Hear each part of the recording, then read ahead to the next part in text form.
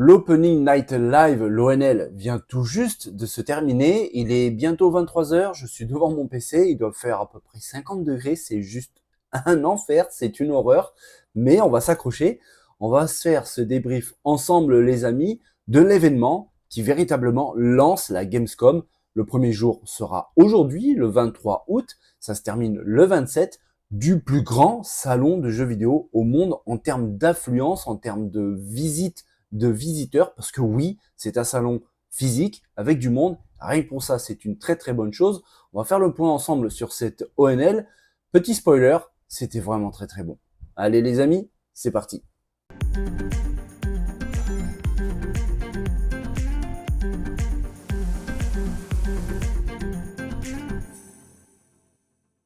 Alors, que retenir de cet événement, l'ONL, qui était très attendu, hein. Je vous en avais parlé sur la chaîne assez régulièrement ces derniers temps, parce qu'il est vrai que, bon, la Gamescom était en approche, on savait qu'il y avait cet événement la veille, ce soir, au moment où je prépare cette vidéo, le 22, et on savait aussi il y avait des choses qui commençaient véritablement à faire surface. Geoff Keighley, le présentateur lui-même, commençait à annoncer certaines choses, certains jeux qu'elle est présent, et Geoff Keighley qui présente aussi la Summer Game Fest, mais qui va présenter aussi les Game Awards, ce soir était aux commandes de cette ONL qui était vraiment excellent. J'ai vraiment adoré, c'était vraiment bien, il y avait de l'ambiance, c'était rythmé, il y avait déjà du monde, rien que ça déjà c'est super bien, avec cette très très belle scène où étaient présentés les jeux, il y avait des intervenants, on a même vu l'apparition de Phil Spencer, le boss de Xbox. Bref, c'était un super événement, moi je l'ai trouvé rythmé, c'était vraiment vivant, et rien que pour ça, déjà bravo à la Gamescom pour cette pré-show, pour ce show juste avant le salon qui démarre vraiment aujourd'hui, hein, le 23 août.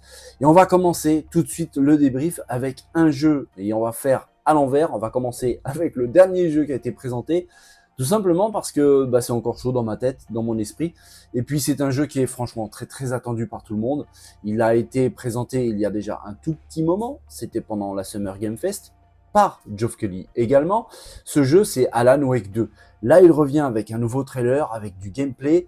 C'est vraiment sombre, c'est pesant, on sent vraiment une ambiance très très pesante dans ce jeu, avec le héros qui semble vraiment pris par des hallucinations vraiment dingo, ça semble excellent. Alors je rappelle que le jeu est développé sous Unreal Engine 5, franchement à l'écran, ça se voit, c'est très propre, c'est très cinématographique, vraiment avec de très très beaux effets. D'ailleurs, la frontière entre le réel et le jeu semble plus ténu que jamais, parce qu'on voit dans cette séquence des parties où il y a les acteurs qui sont filmés en réel, comme ici, on le remarque quand même la différence un petit peu, et d'autres parties où c'est le jeu in-game, avec le gameplay. Et c'est dire un petit peu cette capacité qu'a l'Unreal Engine 5 de pousser la performance des jeux le plus loin possible. Et c'est vrai que l'ambiance qui se dégage de cet Alan Wake 2 semble vraiment folle, vraiment. On voit le héros aux prises avec des ennemis qui n'ont pas l'air vraiment super sympas, on va pas se mentir, mais également ces hallucinations qui semblent même plus terrifiantes que les ennemis eux-mêmes. Donc on attend vraiment, mais c'est clair que l'atmosphère qui se dégage, on le voit ici, puis alors la réalisation semble complètement dingue, ça a l'air vraiment très très bon. Je vous rappelle que Alan Wake 2 sortira le 27 octobre prochain. Alors oui, il fait partie de ces, allez, on va dire le mot, nombreux jeux qui arriveront dès ce mois d'octobre. Mais celui-là tient une place particulière et quand on voit vraiment ces images, franchement, ça a l'air excellent. Je rappelle que le jeu sort sur PC, sur PS5 et sur Xbox. Malheureusement, on en a parlé d'ailleurs sur la chaîne, ce jeu sort exclusivement en dématérialisé. En tout cas, pour l'instant, j'avais entendu des rumeurs comme quoi un éditeur voulait prendre le relais pour le jeu en physique. Pour l'instant, je n'en sais pas plus.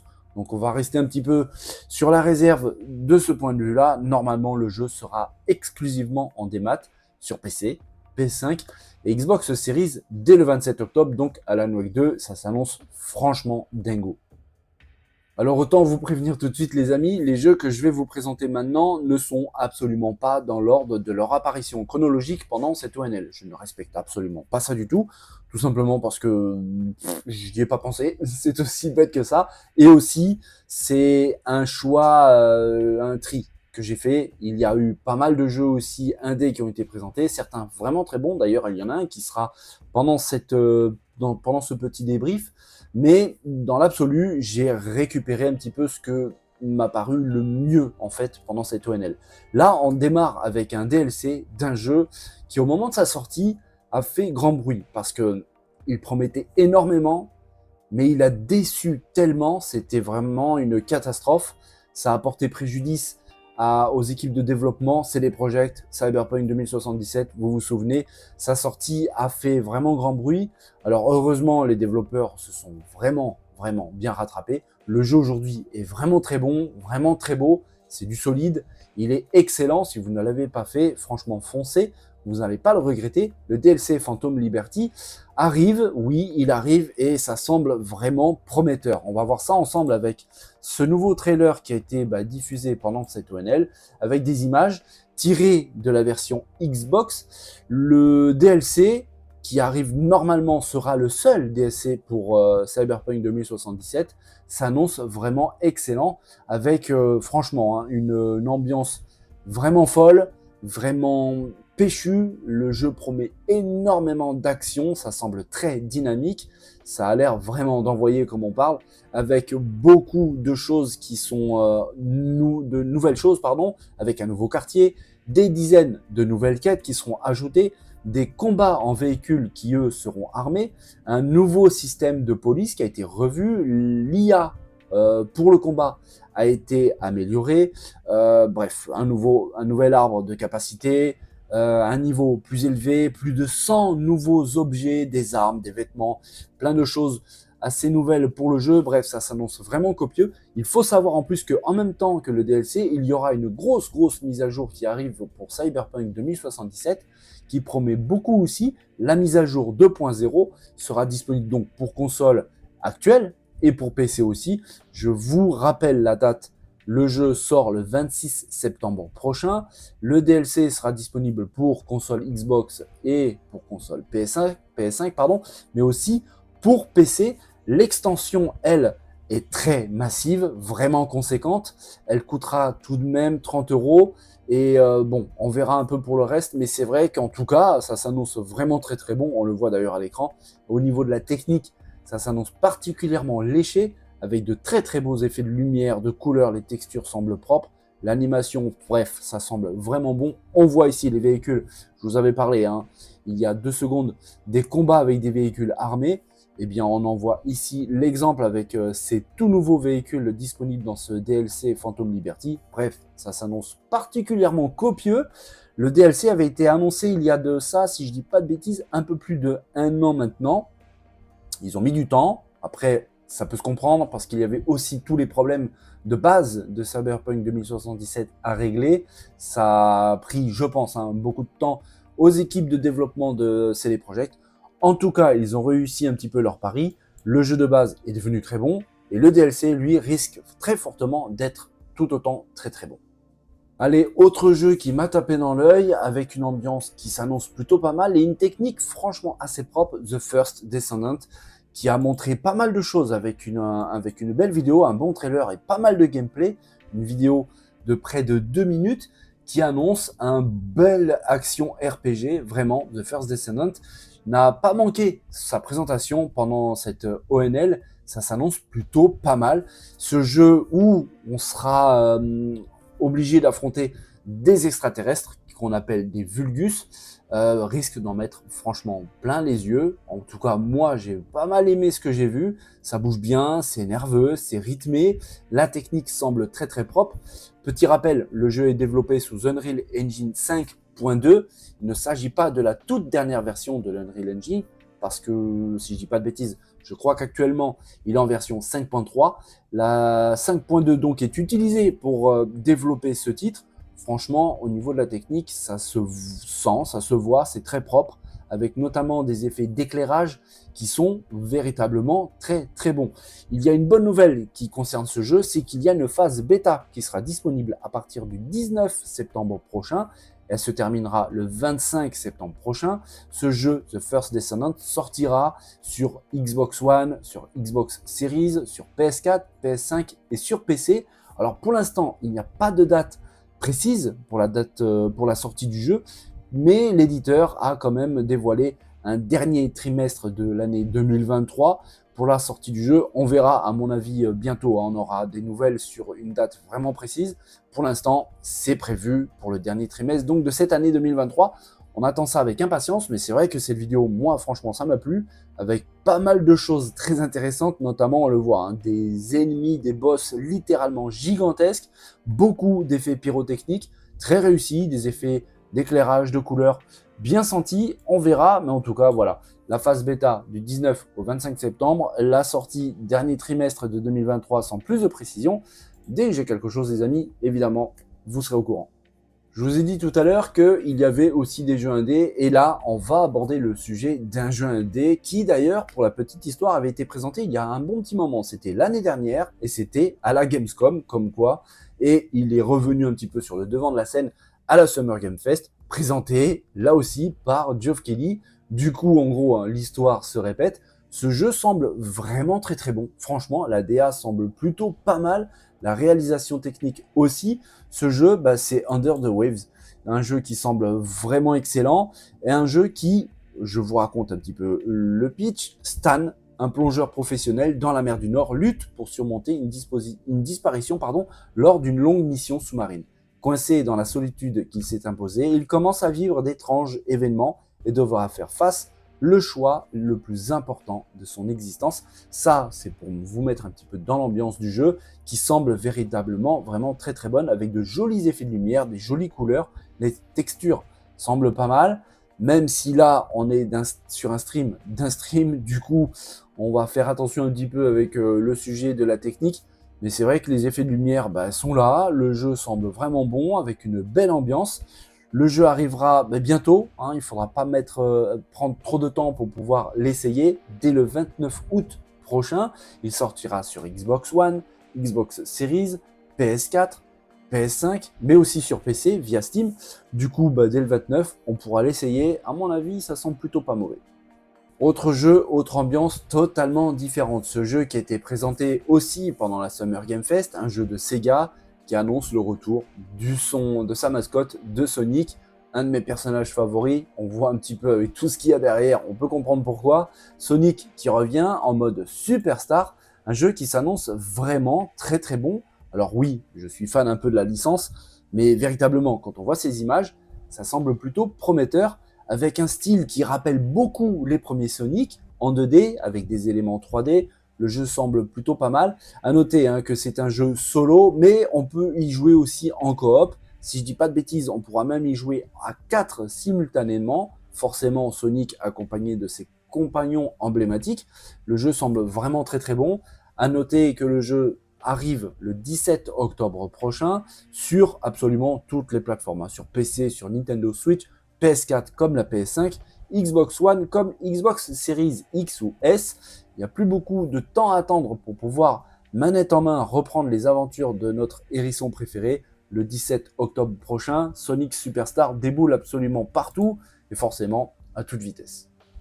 Les amis, s'il y a bien un jeu que j'ai envie de faire en ce moment, en tout cas bientôt parce qu'il n'est pas encore sorti, c'est le nouveau jeu de From Software qui est totalement différent de sa dernière production. Elden Ring par exemple, Armored Core 6 arrive avec franchement une ambiance qui semble vraiment bonne, vraiment. Alors c'est très typé japonais avec ces combats de robots géants, de mechas absolument impressionnants. Le vôtre l'est déjà, mais franchement quand on voit les ennemis et les boss auquel vous devrez faire face, ça s'annonce franchement épique. Le jeu arrive donc bientôt, c'est dès le 25 août prochain sur Xbox One, sur Xbox Series bien sûr, sur PS4, PS5, aussi sur PC. Il y a plusieurs éditions, on en avait parlé sur la chaîne avec une édition collector vraiment magnifique avec une statue, une figurine de robot vraiment très très belle. Le jeu s'annonce vraiment impressionnant dans sa technique. Alors dans le fond, c'est un jeu de combat avec des robots. Le scénario, pour l'instant, je n'en sais rien. Mais c'est vrai que celui-ci, j'ai vraiment envie de me le faire, ne serait-ce que pour pouvoir me faire éclater la rétine. Parce que quand on voit ces images, ça s'annonce vraiment impressionnant avec beaucoup d'effets de lumière, de couleurs, de particules. Bref, ça s'annonce plutôt épique. Bientôt, le 25 août, on pourra enfin se bastonner avec ce jeu de mecha. Ça faisait longtemps que Armored Core n'était pas revenu sur le devant de la scène. Ce numéro 6 s'annonce particulièrement incroyable. Après, avec From Software, franchement, au niveau de la technique, on est très très rarement déçu. Mais au niveau de la difficulté aussi. Et mon petit doigt que celui-là risque aussi de perpétuer la tradition des jeux From Software, les jeux où on s'arrache les cheveux tellement ils sont difficiles. On verra. Moi, de toute façon, de ce côté-là, j'ai pas de problème. Donc, va falloir arracher d'autres choses. Ça risque de piquer un petit peu plus. En tout cas, le 25 août, j'espère pouvoir me le faire. Celui-là, franchement, il me hype pas mal. L'attente touche presque à sa fin. L'attente pour pouvoir mettre la main sur ce jeu qui, à chaque fois qu'il débarque sur Internet avec des vidéos, ça s'annonce de plus en plus fou. Malgré ça, c'est pas le jeu qui m'a le plus impressionné pendant cette soirée de l'Opening Night Live. N'empêche que Lord of the Fallen, franchement les amis, ça a l'air vraiment complètement dingue. Le jeu s'annonce vraiment fou avec une technique franchement irréprochable, vraiment, ça s'annonce vraiment assez incroyable. Il refait parler de lui là, encore une fois, pendant cette Opening Night Live. Sa sortie, c'est bientôt, je vous l'ai dit, que l'attente arrive bientôt à la fin. C'est le 13 octobre prochain. Il sera disponible sur PC, sur PS5 et sur Xbox Series. Il s'agit donc d'un jeu exclusivement tourné pour les nouvelles générations. Franchement, quand on voit ces images, ça donne clairement vraiment envie. On attend vraiment de voir la sortie de ce jeu, mais c'est vrai qu'à chaque fois qu'une vidéo apparaît pour ce titre, c'est toujours encore plus fou que la précédente vidéo. Là, celle-ci, elle ne déroge pas à la règle. Ça semble vraiment magnifique, avec une DA folle, avec une réalisation qui semble elle aussi folle, des ennemis complètement dingues, des textures, des effets de lumière, bref, ça s'annonce plutôt pas mal, et ça sera bientôt, le 13 octobre prochain, donc les amis, Lord of the Fallen va débouler, et encore un autre méga jeu, vraiment, pour ce mois d'octobre des enfers. Il va falloir que je fasse un petit peu la liste, vraiment, de tous les jeux qui arrivent pour septembre, allez, octobre surtout, novembre, ça s'annonce franchement dingue. Celui-là fait partie de la liste, vraiment, des jeux à surveiller, mais comme jamais. On verra ce qu'il en est, mais comme je vous disais, c'est pas celui qui m'a le plus tapé dans l'œil pour cette soirée. On arrive bientôt à ce jeu. Autre jeu, autre ambiance totalement différente. Là, on va parler aux fans de jeux de baston, autre Street Fighter, Mortal Kombat, qui d'ailleurs est venu faire un coucou aussi pendant cette ONL. Là, on va parler de Tekken 8. Tekken 8 qui s'annonce franchement prometteur. Ça fait un moment qu'on n'a pas eu de nouveau Tekken. Là, ça s'annonce vraiment dingue. Vraiment, la taille des personnages me paraît vraiment grande. Leur modélisation, les coups, forcément très spectaculaires. Du Tekken dans le texte. On va le voir vraiment à toutes les sauces bientôt parce qu'en plus, le jeu arrive en tout début d'année prochaine. Ça sera le 26 janvier. Il sortira sur PC, il sort bien sûr sur console PlayStation, la PS5, mais aussi sur Xbox Series, la S comme la X. Ça s'annonce plutôt fou, avec une belle ambiance, avec des combats qui franchement semblent avoir beaucoup de pêche, avec des combats nerveux, des coups spéciaux qui semblent vraiment spectaculaires, des environnements aussi, on parle souvent des combats dans des jeux de combat, forcément, mais on oublie très souvent de citer les arrière-plans, les arènes, les paysages, et sur Tekken 8, franchement, c'est pas dégueulasse. Le jeu arrive donc, j'ai envie de dire bientôt, mais tout est relatif, on parle quand même du 26 janvier prochain, en espérant qu'il n'y a pas de report d'ici là, mais c'est vrai que cette licence emblématique qui avait fait les beaux jours de la PlayStation 1, PlayStation 2, revient avec une petite nouveauté, et vous la voyez à l'écran, c'est le mode Arcade Quest. En fait, c'est une sorte de hub où vous vous promenez avec des personnages dans le style cartoon, comme vous avez pu le voir. Là, vous rencontrez d'autres joueurs, donc forcément en ligne, et véritablement, le combat arrive en mode beaucoup plus sérieux, c'est clair et net, mais l'idée en tout cas est là, elle est pas mauvaise, franchement, je trouve ça plutôt intéressant, on verra ce qu'il en est. Manette en main, toujours est-il que le jeu, donc comme je vous l'ai dit, débarquera le 26 janvier, si tout va bien, 2024. On verra au moment de sa sortie ce qu'il en est, mais c'est vrai que les Tekken à chaque fois c'était plutôt bon, donc à mon avis, celui-là, ça sera le cas aussi. Alors celui-là, véritablement, ben, on l'attendait de pied ferme, c'est clair et net. On en avait parlé sur la chaîne dans une vidéo précédente. Call of Duty Modern Warfare 3, normalement, devait être présent pendant cette ONL avec une grosse vidéo. Mais je ne savais pas trop ce qu'il en était par grosse vidéo. Eh bien j'ai vu, parce que c'était quasiment 10 minutes de pur gameplay.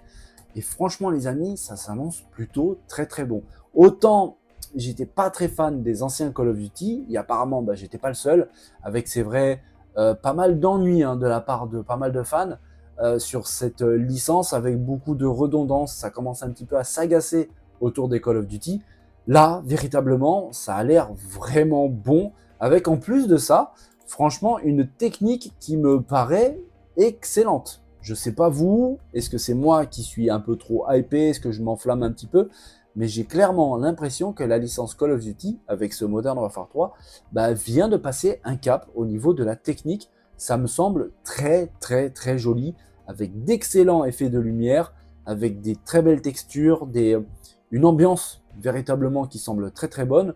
On verra vraiment manette en main. Le 10 novembre prochain, normalement, sort donc Modern Warfare 3 sur Xbox One, sur Xbox Series, sur PS4, PS5, évidemment sur PC.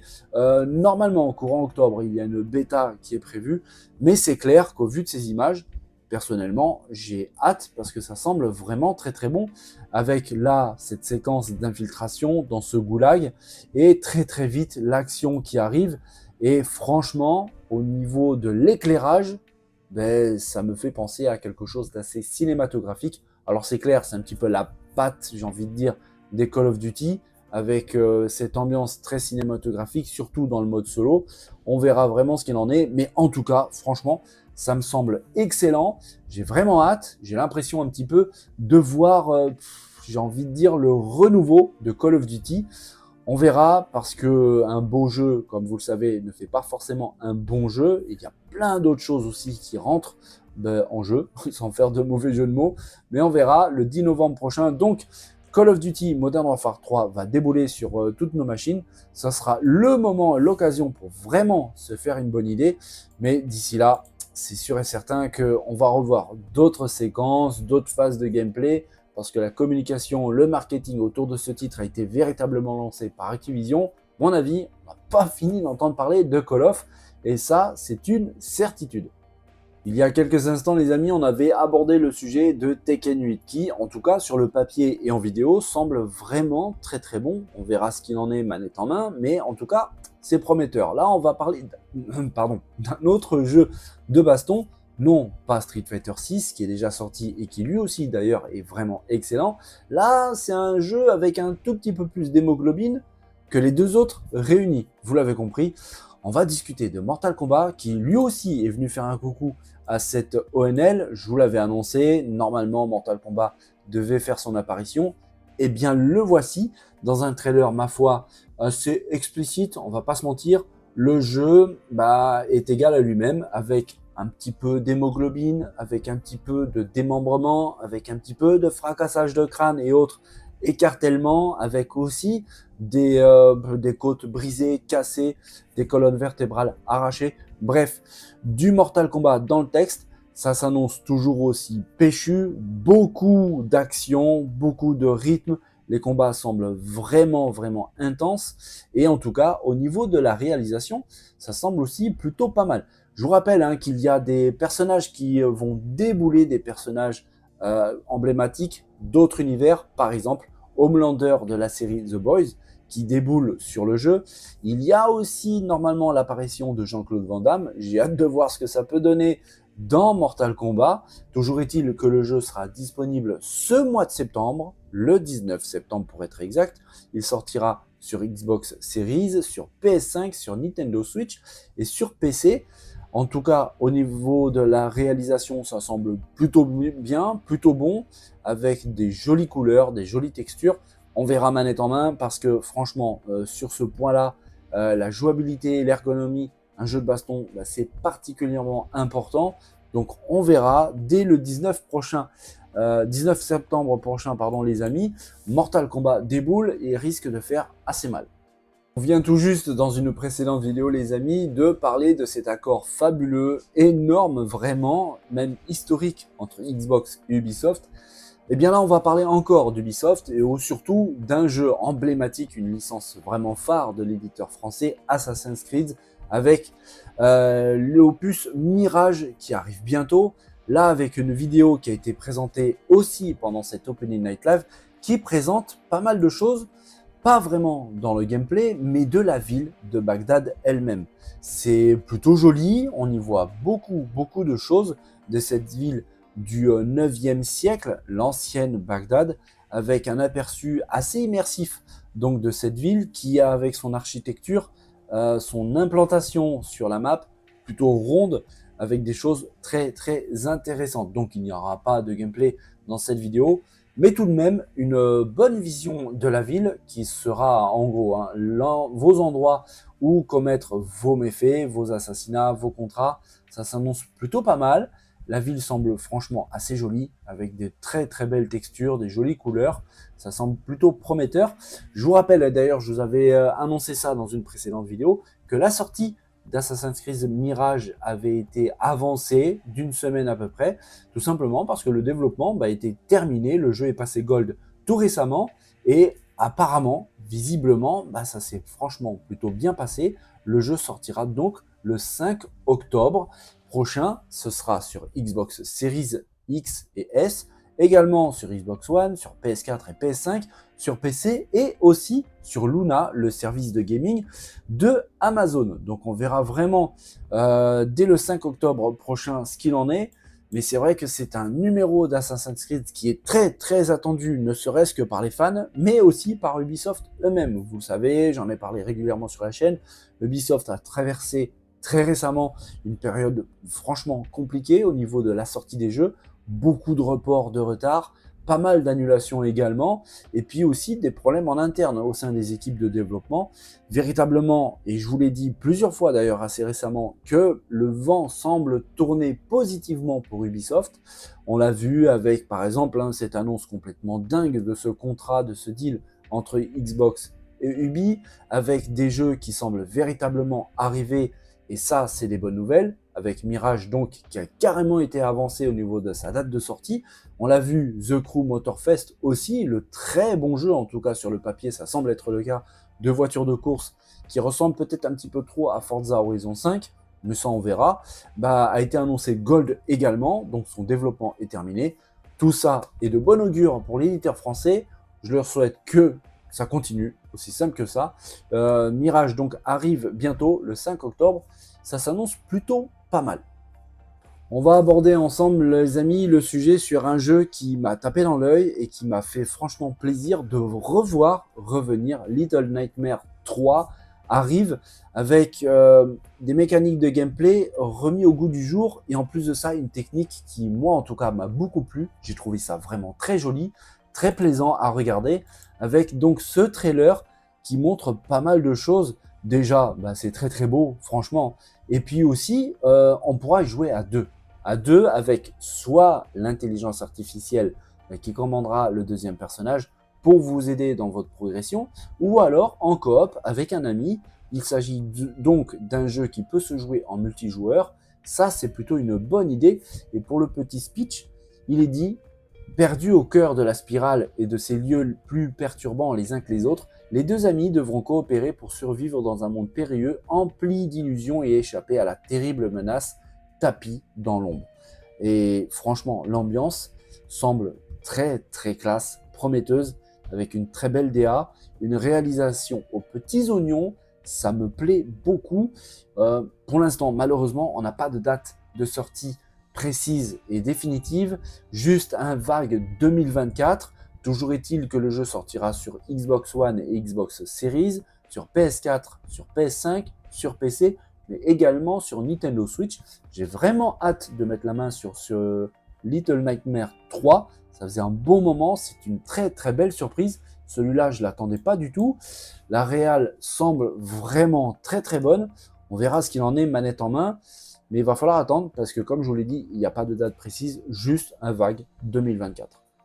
Autre jeu dont la date n'a pas été précisée, outre un vague 2024, mais franchement, vu la qualité de la chose, j'ai envie de leur dire, prenez votre temps. Franchement, finalisez ça dans les meilleures conditions possibles, parce que c'est vrai qu'à chaque fois qu'on voit des vidéos de Black Myth Wukong, ça s'annonce complètement fou. Petit rappel, le jeu est développé sous Unreal Engine 5, et là, on a eu droit à une belle vidéo de gameplay qui montre beaucoup de choses, vraiment beaucoup de choses, et en tout cas, vraiment du très, très, très solide. Le jeu du développeur chinois, Game Science, s'annonce vraiment fou, vraiment, déjà au niveau de l'ambiance, hein, la DA, tout ça, mais franchement, surtout la technique, c'est vrai que c'est très incroyable, ça saute aux yeux à chaque vidéo, on est ébahi, moi en tout cas c'est le cas, l'Unreal Engine 5 montre véritablement de plus en plus sa capacité à nous sortir des jeux absolument fabuleux. C'est le cas pour ce Black Myth Wukong qui, pour la petite histoire, d'ailleurs je vous avais abordé le sujet dans une précédente vidéo, en fait c'est tiré d'une histoire emblématique, légendaire de la mythologie chinoise, le roi singe, et qui, pour développer encore un peu plus cette histoire, a été tiré par le créateur de Dragon Ball, Akira Toriyama, pour faire l'histoire de Dragon Ball. Il faut savoir que Goku, le héros de Dragon Ball, en fait, est repris de ce personnage, le roi singe. C'est d'ailleurs pour ça qu'on voit le bâton, l'arme principale du perso, qui est un bâton magique qui peut s'étendre, bâton qu'on retrouve dans la série légendaire Dragon Ball, le fameux bâton magique. Et d'ailleurs, dans Dragon Ball, on voit aussi le nuage magique, nuage que Goku utilise pour se déplacer, et bien ce nuage existe aussi dans cette histoire mythologique chinoise.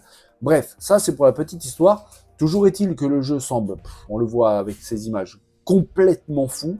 Vraiment, ça s'annonce absolument épique, avec une ambiance en plus de ça complètement dingue. J'ai l'impression, on verra quand le jeu sortira, que ça s'annonce aussi assez difficile, un petit peu de la même manière que les jeux de chez From Software.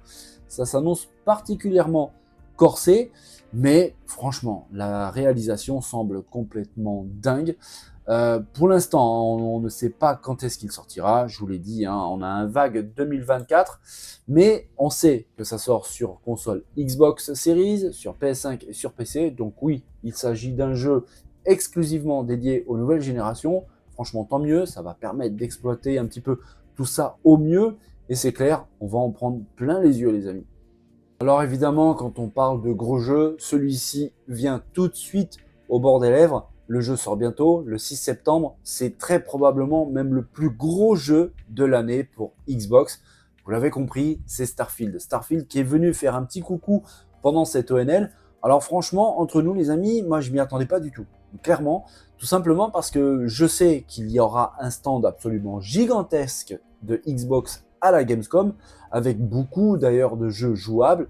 Évidemment, il y aura aussi du Starfield qui là, à mon avis, ne sera pas en mode jouable, ça c'est clair et net. Je suis sûr et certain que Bethesda veut vraiment provoquer la surprise le jour J, le 6 septembre, mais c'est vrai que voir apparaître le jeu pendant cette ONL, c'était une surprise, et franchement une belle surprise, parce que c'est clair et net que c'était somptueux. C'est vraiment très très beau, avec cette vidéo live action qui montre pas mal de choses tout de même, mais surtout l'ambiance qui se dégage du jeu, qui commence véritablement à monter un petit peu en pression. Ça semble vraiment fou. On le sait, le jeu va proposer des possibilités complètement folles, complètement dingues. Le jeu s'annonce absolument colossal. C'est très probablement, comme je vous ai dit, le plus gros jeu de l'année pour l'univers Xbox. En tout cas, pour Bethesda, c'est peut-être leur plus gros jeu de tout le temps, de toujours.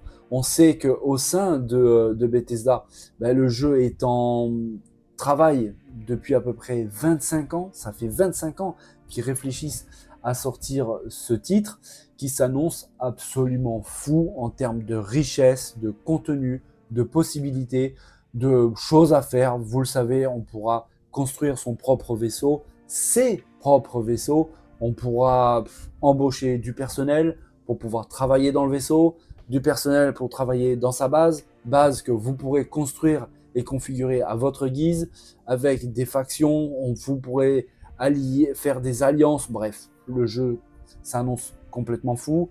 Je vous rappelle, hein, ça sort le 6 septembre prochain sur PC, sur Xbox Series bien évidemment. Il sera Day One sur le Game Pass. On verra vraiment ce qu'il en est parce que oui, Xbox mise énormément sur ce titre. Bethesda aussi, hein, on va pas se cacher. Donc là, il y a beaucoup de pression sur les épaules de Microsoft, de Xbox. Il va pas falloir se louper, ça c'est clair et net. On attend beaucoup Bethesda au tournant parce qu'il y a même un surnom un petit peu qui leur traîne au-dessus de la tête de Bug Bethesda. Vous voyez très bien ce que je veux dire. Du coup là, vraiment, l'attente est vraiment très importante. Mais tout de même, il y avait déjà des prises de parole concernant ce jeu qui, on disait que du bon. Donc on attend le 6 septembre. C'est bientôt. Et j'ai vraiment hâte, vraiment, de voir ce qu'il en est. Et j'ai franchement l'impression que je ne suis pas le seul d'être pressé de voir débarquer Starfield. Ça fait tellement longtemps qu'on en entend parler. Les vidéos semblent vraiment promettre énormément de choses. Le 6 septembre, les amis, arrive. Bientôt, on pourra voir ce qu'il en est. Je vous l'avais annoncé dans une précédente vidéo, le nouveau Delta Force revient, un jeu emblématique qui date pas d'hier. Le premier date de 1998, si je dis pas de bêtises. Le jeu vient d'être rebooté et commence très sérieusement à faire parler de lui. Franchement, ça s'annonce plutôt pas mal, avec une ambiance très typée Call of Duty, voire même un peu plus Battlefield. Ça va rappeler pas mal de souvenirs aux fans. Franchement, le jeu s'annonce vraiment très très bon, avec une prise de parole de la part du producteur du jeu assez longue, et je vous la lis. Notre équipe a toujours été intéressée par la création de jeux de tir militaires réalistes. En tant que producteur, mon premier jeu FPS a été Delta Force, et il m'a laissé une impression durable. Delta Force a été célébré par sa représentation réaliste des combats en mode ouvert, du PVP multijoueur à grande échelle, et de la représentation des forces d'opération spéciales Tip of the Spear. Aujourd'hui encore, ces caractéristiques continuent de susciter un immense intérêt et il reste possible d'innover davantage.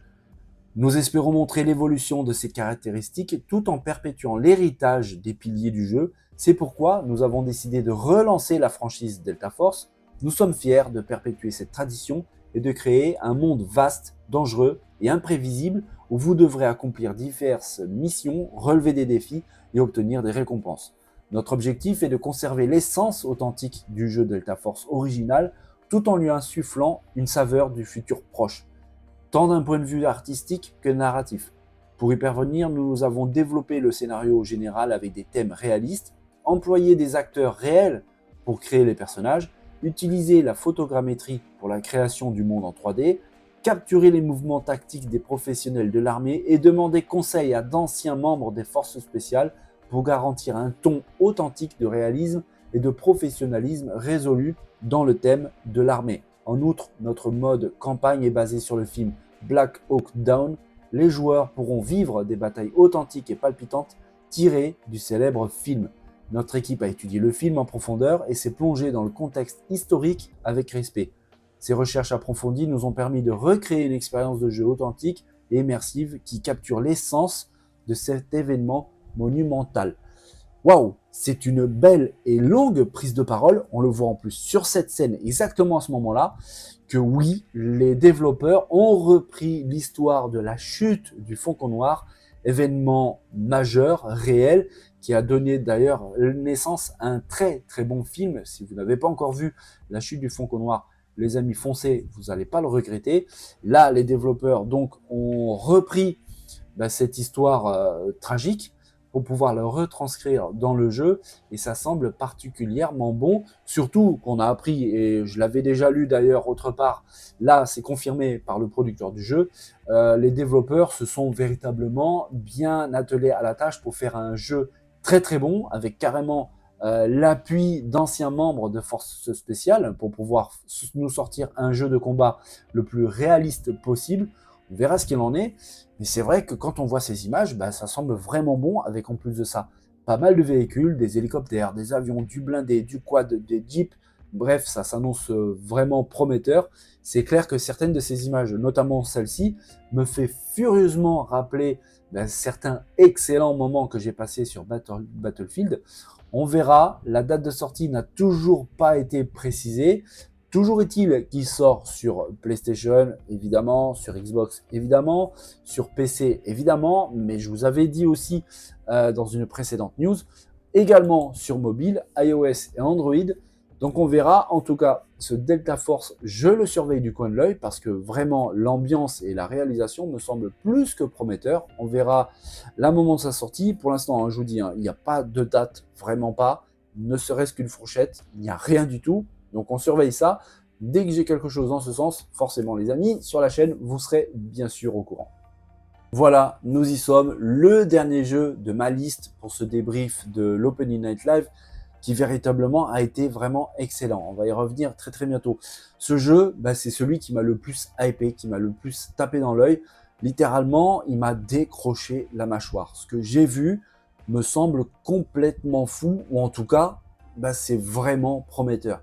Ce jeu rassemble pas mal d'idées de plein de jeux, et puis franchement, des jeux pas dégueulasses. Hein. The Witcher, Zelda, carrément, Assassin's Creed également, avec des idées donc reprises de ces titres, mais avec une réalisation, les amis, c'était complètement fou. Crimson Desert, pardon, s'annonce complètement dingue. Alors oui, il y a eu Black Myth Wukong, il y avait Atlas Fallen, c'est clair et net, c'est très très prometteur, mais Crimson Desert, je suis désolé, waouh, quelle claque que j'ai pris, franchement, c'est absolument magnifique. Le jeu de Pearl Abyss m'a littéralement secoué, c'est un studio coréen, et franchement, les mecs, ils maîtrisent vraiment. Le jeu est développé sous Unreal Engine 5. Encore une fois, oui, et franchement, on va en voir beaucoup des jeux développés sous Unreal Engine 5. Il a une ambiance de dingue, il a une action de dingue, et on le voit sur ces images, la réalisation me paraît juste somptueuse, avec beaucoup d'effets de particules, en particulier, on l'a vu, hein, pour tout ce qui est explosion, les étincelles, les effets de lumière, de couleur, la clarté qui me fait penser à un véritable soleil dans le jeu.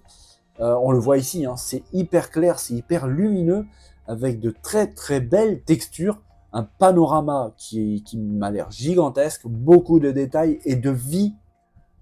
J'ai l'impression de voir vraiment beaucoup de vie dans le jeu. Ça transpire la vie avec beaucoup de personnages, de PNJ, des animaux, on l'a vu, il y avait des moutons, il y a des chiens, qu'on peut aussi interagir avec eux. D'ailleurs, on le verra un peu plus tard dans la vidéo. Beaucoup de choses à faire dans le jeu. Le jeu qui semble regorger d'énormément de possibilités. C'est beau, c'est riche. Là, on voit hein, une partie de pêche carrément. Le jeu semble véritablement excellent. Moi, en tout cas, il m'a énormément plu. Là, on voit hein, les interactions avec les animaux, chiens, chats. On peut faire de la musique, bref. Ça semble complètement dingue, vraiment. Il y a même des espèces d'îles célestes, de la même manière que Zelda Tears of the Kingdom. D'ailleurs, le personnage est actuellement dessus, enfin pas maintenant. On peut grimper aux arbres. Bref, là on voit clairement une ambiance très Assassin's Creed. On peut aussi attraper et apprivoiser des chevaux comme on venait de le voir. Il y a de la magie, il y a... bref, le jeu s'annonce complètement fou, complet, très très bon techniquement. On verra, hein, son développement n'est clairement pas terminé. Tout simplement, on ne connaît pas sa date de sortie. Alors, ça a été annoncé vaguement pour cette année 2023. On verra. J'espère vraiment que ça sera tenu.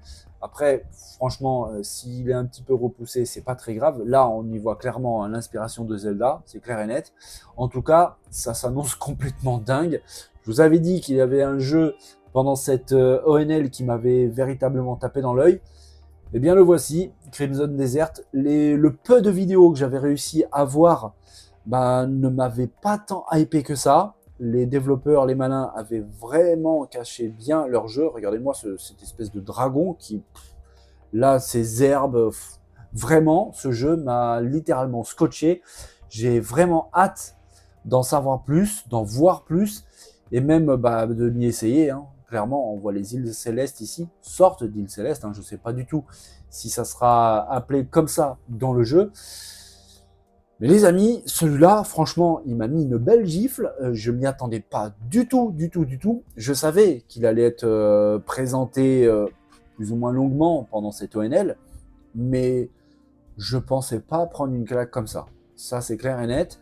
De tous les jeux qu'on a abordés, il y avait du très très bon. Hein. Le DLC de Cyberpunk, il y avait Black Myth Yokong qui s'annonce vraiment excellent, Atlas Fallen, Call of Duty. Euh, mais là, Crimson Desert, je suis désolé, waouh. Celui-là, je le surveille vraiment. On verra un petit peu, mais à mon avis, le développeur Pearl Abyss va nous dévoiler encore dans les semaines et les mois prochains pas mal de choses sur son titre. Je le surveille vraiment comme le lait sur le feu, celui-là, et dès que j'ai quelque chose, sincèrement les amis, je vous oublie pas.